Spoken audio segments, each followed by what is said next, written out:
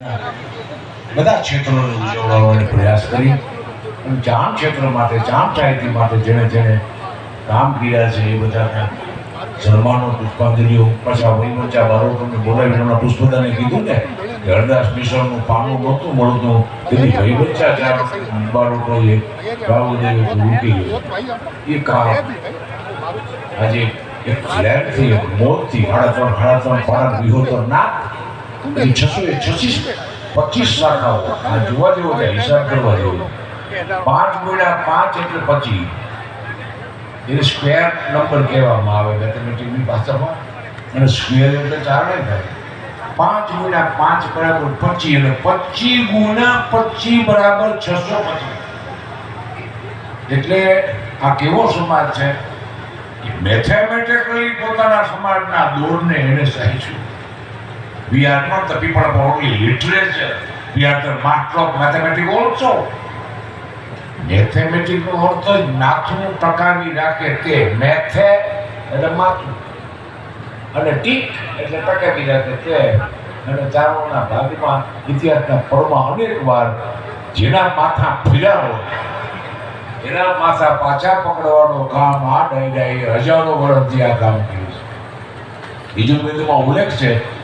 કે રાજ પરિવારનું બાળક કમાન્ડમાં ન રહેતું હોય અને એ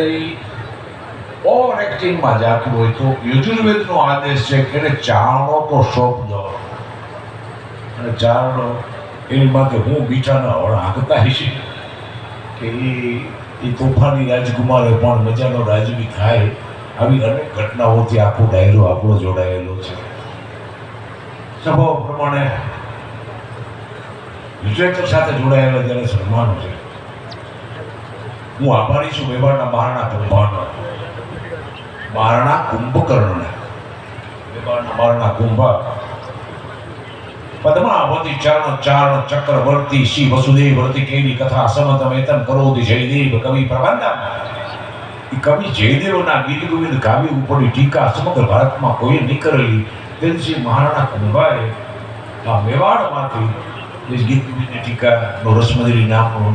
આખું ગ્રંથ લખી અને વિવેચન એને કરેલું અને એમાં એને ચારણપણા જયદેવજી ચારણ છે એની સ્પષ્ટતાઓ મહારાણા કુંભા મેવાડે આપી અને એટલું જ નહીં પણ એનો કીર્તિસ્તંભ છે જે ચિત્તોડમાં એ કીર્તિસ્તંભમાં આજે ક્યારેક જાઓ આટો મારો જોજો એ કીર્તિસ્તંભમાં એણે જયદેવજીના ગીત ગોવિંદનો છંદ મૂક્યો જે સદવિગીત છંદમાં છે વેદાનું ધરતે જગતની વહતે ભૂગોળનો બુદ્ધ વિવૃતે નિત્યમ ડાળે ભલે છલાઈ છત્ર છેદ કરો તે પણ કશું જઈતે હલન કલિતે કારુણ્યમાં દવલતે ભલે મૂર્છંતે દશા ભૂતિ કરતે કૃષ્ણાય તુભ્યમ નમઃ. આ આખો છંદ એ મહારાણા કુંભાએ પોતાના કીર્તિ સ્તંભમાં ટાંક્યો છે. જો દર્શન કરવા જવું હોય તો મને કહેજો, મને કરવા ના કોટ છે. એટલે એ ધરતી માટે જ્યારે આ બધા રંગો અને લહેરો પ્રગટ થયા છે જોધપુર બાડમેર અને કરણી સાથે જોડાયેલા રાઠોડ પરિવારો તો